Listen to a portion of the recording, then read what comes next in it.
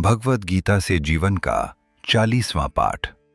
अशांत मन में ज्ञान और सुख क्यों नहीं टिकते। नमस्कार। भगवद गीता के 40वें जीवन पाठ में आपका हार्दिक स्वागत है। पिछले पाठ में हमने जाना कि प्रसन्न और शांत मन से दुख कम होते हैं, और जब मन प्रसन्न होता है तो बुद्धि शीघ्र स्थिर हो जाती है। आज भगवान श्री कृष्ण हमें बताते हैं कि यदि मन अशांत हो तो न ज्ञान टिकता है, न ध्यान टिकता है, और न ही सच्चा सुख मिलता है। आज का श्लोक है, नास्ति बुद्धिरयुक्तस्य न चा युक्तस्य भावना न चा भावयतः शांतिरशांतस्य कुतः सुखम। अध्याय 2 श्लोक 66। इसका सरल अर्थ है, भगवान श्री कृष्ण कहते हैं, जिसका मन संयमित नहीं है उसमें स्थिर बुद्धि नहीं होती। जिसमें स्थिर बुद्धि नहीं है उसमें श्रेष्ठ भावना या ध्यान नहीं होता। जिसमें ध्यान और श्रेष्ठ भावना नहीं है उसे शांति नहीं मिलती, और जिसे शांति नहीं मिलती उसे सुख कैसे मिल सकता है।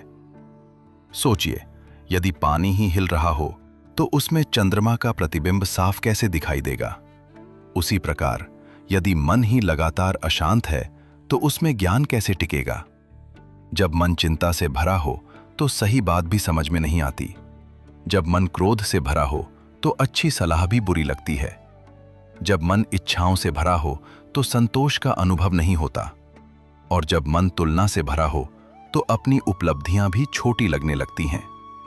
भगवान श्री कृष्ण हमें बहुत स्पष्ट बात बताते हैं, सुख बाहर की वस्तुओं से नहीं आता, सुख शांत मन से आता है। हम अक्सर सोचते हैं, ये वस्तु मिल जाए तो सुख मिलेगा, ये पद मिल जाए तो सुख मिलेगा, इतना धन आ जाए तो सुख मिलेगा, लोग मेरी प्रशंसा करें तो सुख मिलेगा।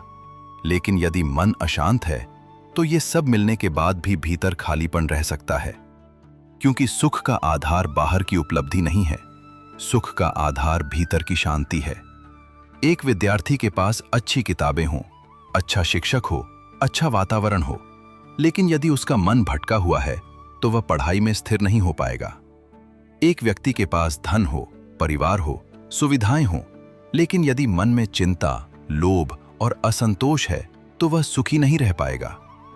इसलिए भगवान श्री कृष्ण कहते हैं, पहले मन को संयमित करो, क्योंकि संयमित मन से बुद्धि स्थिर होती है, स्थिर बुद्धि से ध्यान जागता है, ध्यान से शांति आती है, और शांति से सच्चा सुख मिलता है। आज के समय में अशांति के बहुत कारण हैं। अधिक सोच, अधिक तुलना, अधिक मोबाइल, अधिक अपेक्षाएं और कम आत्मनिरीक्षण। मन दिन भर बाहर दौड़ता रहता है, कभी समाचार में, कभी सोशल मीडिया में, कभी दूसरों की सफलता में, कभी भविष्य की चिंता में, और कभी पुराने दुखों में। ऐसा मन थक जाता है, और थका हुआ मन सुख को महसूस नहीं कर पाता।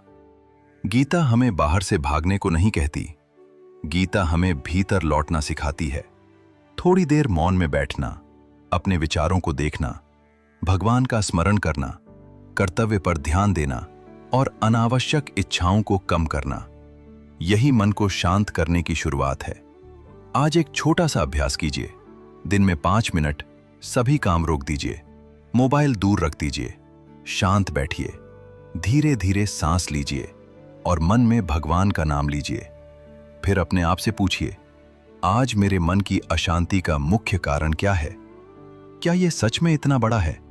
क्या मैं इसे भगवान पर छोड़कर अपने कर्तव्य पर ध्यान दे सकता हूं? यह अभ्यास छोटा है, लेकिन इसका प्रभाव बहुत गहरा है।